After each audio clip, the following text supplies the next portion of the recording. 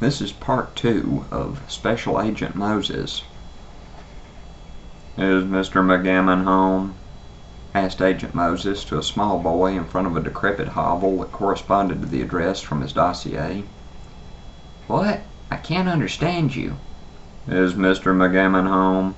Agent Moses repeated with the exact same intonation as his previous utterance.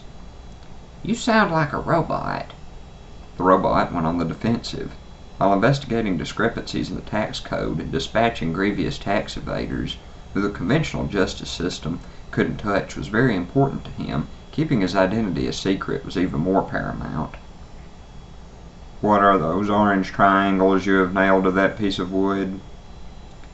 "I steal those off horse and buggies that the Mennonites ride to the store. I'm making a collection. I hope I can sell them on eBay someday and get enough to buy a new Xbox." "That is quite enterprising of you. Just remember to check with your accountant to see if you owe any taxes on your earnings." "Hello?" said a morbidly obese woman as she waddled through the partially unhinged screen door. "Are you Trish McGammon?" "Yeah, I don't think I know you." "My name is Moses. I am here to talk to your husband." Just a minute, he's in the can." After several minutes of intense arguing over toilet paper quality, Dwight McGammon came to the door. "Dwight McGammon." The thin, pockmarked man, with hair greasier than a freshly fried drumstick, invaded Agent Moses' personal space with a friendly hand. The android shook it, being careful to avoid using his superhuman strength to crush the reluctant accountant's offending appendage. "Mr. McGammon, I need to see your accounting records." Sure, come on in." The house smelled of cat urine, though Agent Moses' 7 electronic senses detected no other signs of a feline presence. There were traces of mice, rats, nutria, moles, ants, cockroaches, and the several creatures that preyed upon them. They created a musky urinary ambrosia of an invisible ecosystem with the currency of breakfast cereal, but no cats. There were also boxes of many types. The ubiquitous cereal boxes, shoe boxes, cigar boxes, printer paper boxes, television boxes, and one particular box that once contained a pesticide sprayer. Dwight McGammon opened a box and removed a stack of papers. "Here's all I got so far." Moses ran a finger across the paper, more feeling it than reading it with his eyes. There were fingerprints, invisible to all except those with unhuman senses of an android, scattered across the document. Moses detected barbecue sauce that had once smothered a meat of indeterminate origin.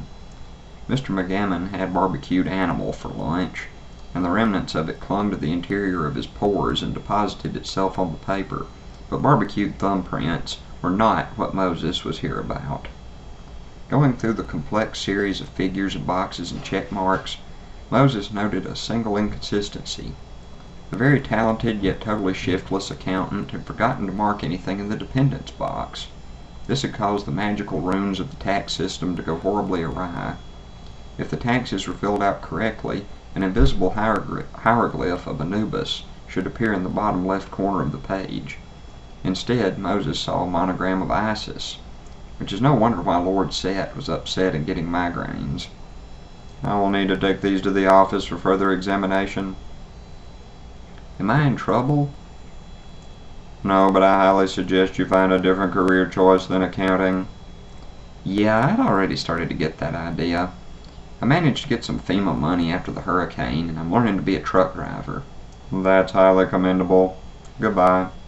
Moses left, got back in his car, and tapped the side of his head, turning on a profoundly encrypted internal communication system linked to the ancient Egyptian god Set.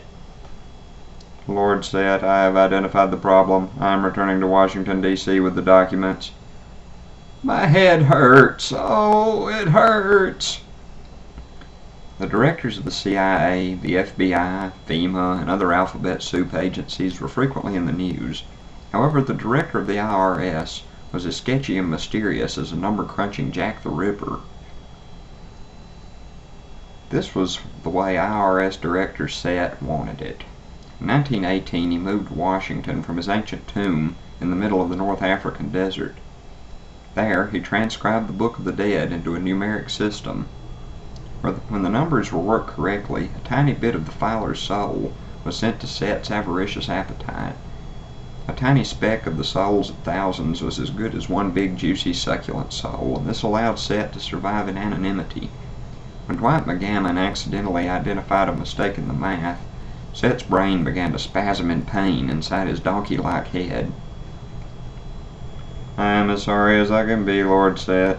Soon we will rectify the mistake." When you get back, I'll send this to the scribes of Thoth under the Washington Monument. If anyone can fix this, it's them. Thank you for your service, Agent Moses. Are there any other tasks I can complete on my journey home? Yes. Stop at one of those little roadside stands and bring me some tomatoes. Can you do that for me, Moses? Yes, my lord. Thanks much. Goodbye.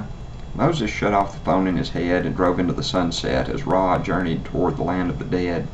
The taxes must continue to be paid, and Set must continue to be appeased.